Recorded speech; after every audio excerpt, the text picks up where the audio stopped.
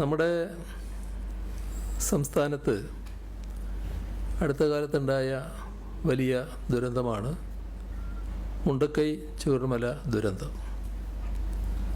അതൊരു വിവാദ വിഷയമാക്കി സ്വന്തം ഉത്തരവാദിത്വത്തിൽ നിന്ന് ഒളിച്ചോടാനാണ് കേന്ദ്ര സർക്കാർ ശ്രമിക്കുന്നത്.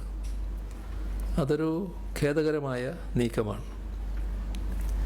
വിശദമായ പഠന റിപ്പോർട്ട് നൽകാൻ കേരളം വൈകിയതുകൊണ്ടാണ് പ്രത്യേക സാമ്പത്തിക സഹായ പാക്കേജ് പ്രഖ്യാപിക്കാത്തത് എന്നാണ് കേന്ദ്ര ആഭ്യന്തരമന്ത്രി പറഞ്ഞതായി കാണുന്നത്.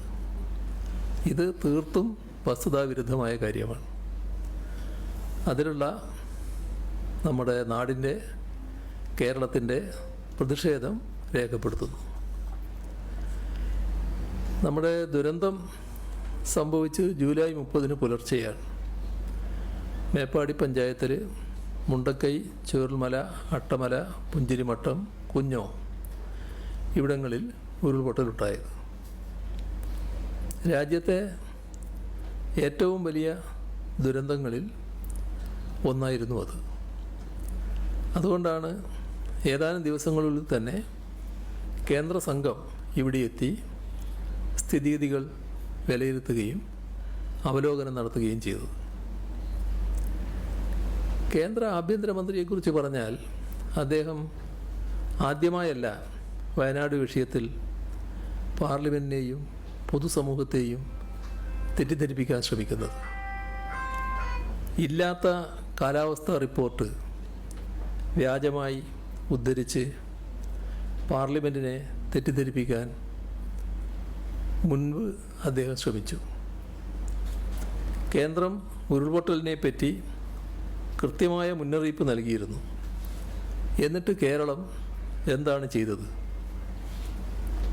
ഈ ചോദ്യമാണ് അദ്ദേഹം നേരത്തെ പാർലമെൻറ്റിൽ ഉന്നയിച്ചത്.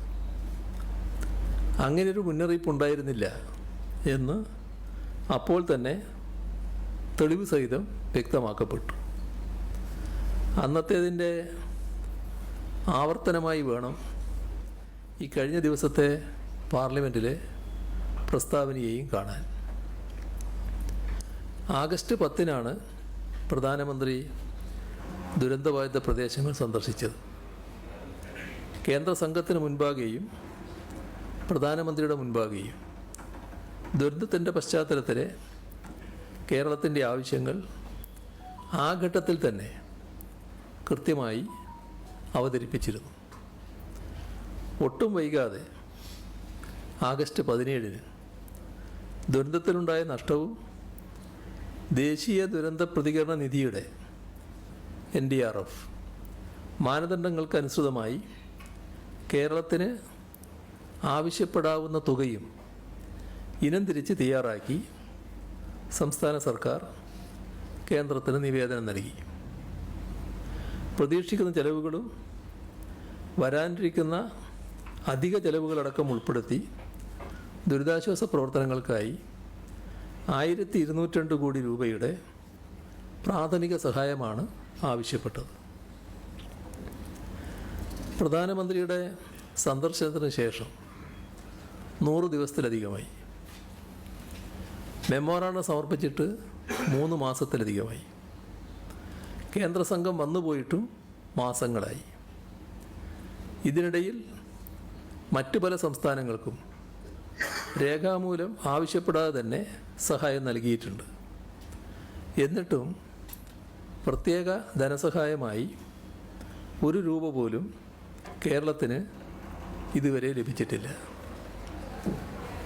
നേരത്തെ നൽകിയ മെമ്മോറാണ്ടത്തിന് പുറമെ post disaster needs assessment PDNA നടത്തുകയും വിശദമായ റിപ്പോർട്ട് നവംബർ 13 കേന്ദ്ര സർക്കാരിന് നൽകുകയും ചെയ്തു. റിക്കവറി ആൻഡ് റീകൺസ്ട്രക്ഷൻ എസ്റ്റിമേറ്റായി മേപ്പാടിക്ക് 2221 കോടി രൂപയും വിലങ്ങാടിന് 98 കോടി 10 ലക്ഷം രൂപയുമാണ് കണക്കാക്കിയിട്ടുള്ളത്. ഈ റിപ്പോർട്ട് വൈകിയത് കൊണ്ടാണ് പ്രത്യേക പാക്കേജ് പ്രഖ്യാപിക്കാത്തത് എന്ന വിചിത്രവാദമാണ് കേന്ദ്ര ആഭ്യന്തരമന്ത്രി കേരളത്തിൽ നിന്നുള്ള എംപിമാർക്കുള്ള മറുപടിയായി പറഞ്ഞിരിക്കുന്നത്. ഇത് ദുരന്ത മേഖലയിലെ ജനങ്ങളെ ദ്രോഹിക്കുന്ന നടപടിയാണ്.